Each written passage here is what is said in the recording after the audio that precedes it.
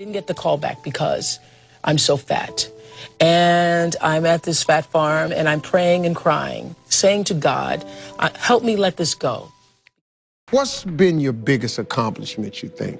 Bouncing back, number one, is refusing to listen to the negative chatter in my own head, refusing to listen to other people's perception of me, creating something from absolutely nothing.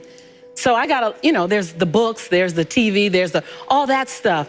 But my biggest accomplishment is being willing to give myself 1,000 second chances. And every time I got to 999, I pressed reset. Yeah. I didn't ask permission, I gave notice. Yeah. At some point, I have to stop asking, can I be great? Can I be brilliant? Can I be okay and still be accepted? I just stopped asking permission and just gave notice unapologetically, and not in a braggadocious way, not in a way that shrunk anyone else, in a way that said, I only got one life, and I'm gonna ride this one till the wheels fall off. And then all the other stuff came. Wow. As a result of a decision I made. Right, but it was a decision. It was a decision, but it didn't come from, a motivational experience. It didn't come from an inspiring teacher. It came from hitting rock bottom. Okay, let's talk about that, because this was the thing that when you and I were talking that really struck me, because I had been there, and I just wanted to hear how you had turned it around, because you can be rock bottom and turn it around. That's the best turnaround, because at rock bottom, hell ain't no other way to go. Right. You got to go up, so that's a great time. You climbed to the top. Tell everybody about this journey. I struggled all through school. The last time I took English class, I got a fail. And my English teacher said I was the weakest writer she ever met in her entire life. The last time I took a speech class, same year, I got a D- in speech, and my speech teacher said, Lisa, quote unquote, I recommend you never speak in public, that you get a desk job.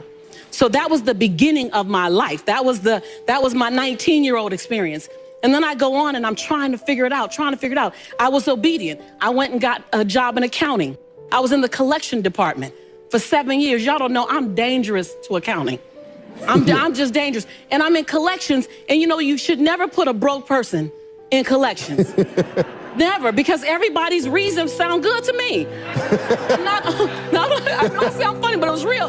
Not only did I say, girl, don't you worry about paying that, I'm gonna take your name off the list. Somebody went to jail because I was in collections. I got fired from 5 different jobs. Yeah. And then I got pregnant with my son unexpectedly. And then at 8 months, my son's father went to prison. I had to get on government's assistance to have my baby. I was on WIC, Women, Infant, and Children, to feed my child. And when my son was 8 months old, I went to the ATM to get $20 out the bank because I didn't have any Pampers for him. And in order to get $20 out, you got to add $20 in. I had $11.42. And I still can't tell the story without getting emotional because it's my story. Mm-hmm. For 2 days, I had to wrap my son in a towel. But something happened, Steve, in those 2 days. I was at rock bottom. I was broke and I was broken. Inglewood, California. My son laying on his back at 8 months. I have a towel over him and I have my hand on his stomach saying, don't you worry, Jelani. Mommy will never be this broke again. And I made a decision. I was bankrupt. And every stinking thinking I had, I was bankrupt in trying to protect my pride. I was bankrupt in trying to be all that in a bag of chips and a bowl of grits falsified. I was bankrupt in trying to not ask anyone for help. I was bankrupt in everything that was holding me and keeping me where I was. I've always talked a good game, but I wasn't doing anything with my gift. And all that thing about potential, I was tired of having potential. I wanted to have my now. And I looked at that baby at 8 months and I said, I want to transform your life. Because you didn't ask to come into this chaos. As an African-American male child in South Central Los Angeles, with a single mother whose father's in prison, he had a 66% chance of going to prison himself. Not on my watch. Not on my watch. So if I have to be willing to drastically transform myself so that I can become the woman that I know I can be. Right. And that's what I began to do. I was radical. What did you do, Lisa? What did you do to change your life? First, I realized I couldn't grow with people who were struggling like me. That whole, I don't want to leave nobody behind. No, I don't want to stay with y'all. Right. You don't even want to be here. Like, I don't want to be the queen of this block. Yeah. And I became okay with the fact that it doesn't make me any less committed to my community, committed to my culture, committed to my family. The best thing I can do for you is not stay here with you. That's right. When I've got that, I went to places I'd never seen before. I went to conferences where people were talking about money, talking about prosperity, talking about, it was like, no habla español, what y'all talking about? ROIs and PPMs and term agreements and capital fundraising and bottom lines and what is it? I'm gonna stay until I learn what you're talking about. I went to the same conference 42 times. And there I raised $532,000 in capital for my company, Start My Dream. And my dream was to transform teen lives. I want to teach teens how to fall madly in love with themselves and how to make integrity-based decisions. And I got it funded and I started working. And that was the beginning of me rescuing myself. I realized that I am my rescue. No one else is my rescue. Anybody can dream it, but you'll never see it until you're willing to be committed to it. I was telling somebody the other day, when I didn't have anything, church didn't have any members, I'd get off work, working at Carbide, and drive up the road and work on the church till I had to turn around and go back to work. We worked when we didn't have food. We worked when we didn't have lights. I was putting my whole check in the offering, all of it, trying to keep it going. When I finally got some staff, I went on the road preaching. And whatever I made on the road preaching, I brought it home to make the payroll of the staff. And sometimes I got them paid and couldn't pay me. Commitments. Looked like a fool. Didn't have any clothes. Suits was falling off me. Lining wore out my clothes. Couldn't send them to the cleaners. Had to wash my suit in the washing machine. They laughed at me. Looked like an old raggedy country preacher. I had holes in my shoes.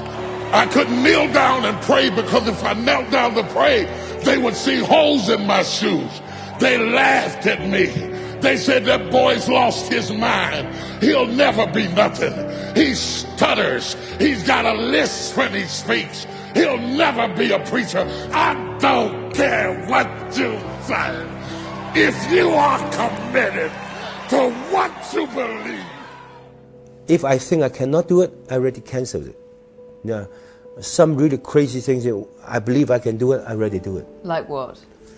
Like jump over the building, crash by the hovercraft, jump from the light 72 feet high with no net. And there's so many things. Even today, I look at the old film, look at myself. Sometimes really smile. I'm glad. Even I know I get hurt, I broke my ankle, I'm so happy I did it. If today, I cannot do it anymore.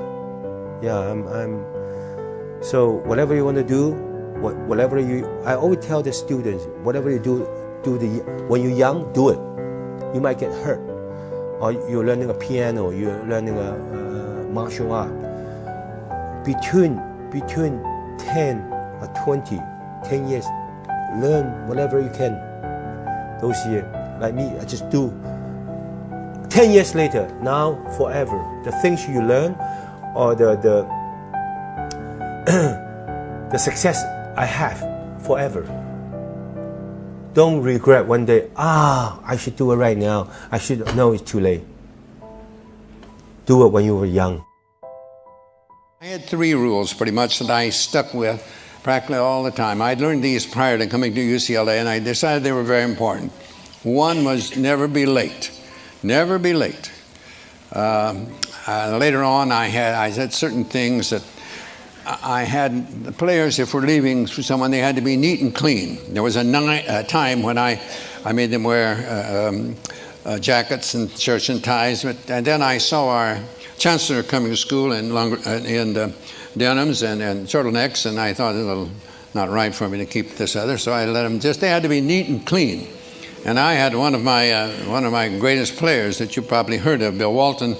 He came and gets the bus. We were leaving for somewhere and to play, and he wasn't clean and neat, so I would let him go. He couldn't get on the bus. He had to go home and get cleaned up to get to the airport if he could. So I was a stickler for that. I believed in that. I believe in time, very important. I believe you should be on time, but I felt at practices, for example, we start on time, we close on time. The youngsters didn't have to feel that we're going to keep them over. When I speak at coaching clinics, I often tell young coaches, in the coaching clinics, more or less, they'll be the younger coaches getting in the profession, and most of them are young, you know, and probably newly married. And I tell them, don't run practices late, because you'll go home in a bad mood, and that's not good for a young married man to go home in a bad mood. When you get older, it doesn't make any difference, but so I did believe on time. I believe starting on time, and I believe closing on time. And another one I had was not one word of profanity. One word of profanity, and you are out of here for the day. If I see it in a game, you're going to come out and sit on the bench. And the third one was never criticize a teammate. I didn't want that. I used to tell them I was paid to do that. That's my job. I'm paid to do it. Pitifully poor, but I am paid to do it. Not like the coaches today, for gracious sakes, no. It's a little different than it was in my day. But those are the three things that I stuck with pretty closely all the time. And those actually came from my dad, and that's what he tried to teach me and my brothers at one time. You are responsible for your life. I've known this. I've known this since The Color Purple. In 1985, I've probably told you the story when I did The Color Purple, but in 1985, I did The Color Purple. All the time about The Color Purple. I moved to Chicago. I get a call from a casting agent asking, would I like to come and audition for a movie? I've never gotten a call in my life from anybody for a movie or anything like that. And I say, is it The Color Purple? And he says, no, it's a movie called Moonsong. And I go, well, I've been praying for The Color Purple. And I go to the audition, and of course it was The Color Purple. I audition. I don't hear anything from moaning and crying, saying to God, help me let this go. Because I wanted to be in this movie so much. I wanted it. I thought I was going to be in the movie. There's all these signs that I should be in the movie. And I go to this fat farm, and I'm praying and crying. And as I'm on the track singing this song, I surrender all, I surrender all to thee, my blessed Savior, I surrender all. I'm singing that song, praying and crying. A woman comes out to me, and she says, on the track, it's raining, and she says, there's a phone call for you. And the phone call was Steven Spielberg saying, I want to see you in my office in California tomorrow. Now, what I learned from that, that moment absolutely changed my life forever, because I had drawn The Color Purple into my life. I didn't know Steven Spielberg. I didn't know Quincy Jones, who saw me in Chicago. In 1984, he was there for a lawsuit that was being filed against Michael Jackson because he'd been working on his Thriller album. And he saw me on AM Chicago and said, that's Sophia. Now, I didn't know him. I didn't know anybody that had anything to do with that.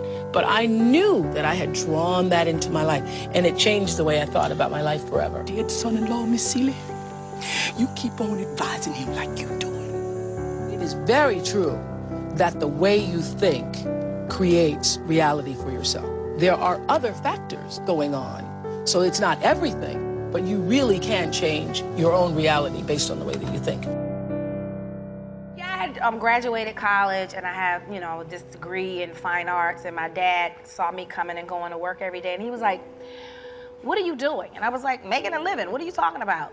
And I was in a transitional period because my son and father and I, we had just broken up, and I had this degree, and I was just living. And my dad saw it, and he was like, how do you expect to catch fish on dry land? And I was like, what? He always spoke in metaphors. I was like, can you just speak plain English? He was like, how are you going to get acting jobs when they're not here? You need to go to LA where the jobs are. So my family threw a party. We were broke. They raised $700, and I moved to LA, and I took my son in. My dad, may rest in peace, he was like, maybe you should leave Marcel here. And I was like, I'm not leaving my son. It's my kid. And then I got out and freaked out. I was like, maybe I should send him back. And my dad was like, no, that's your blessing. He's your blessing. He's going to keep you focused. You were right. Your instinct was right. You should have taken him. So $700. My son is now 21. He's in school now. He's studying, right? And look at me. So.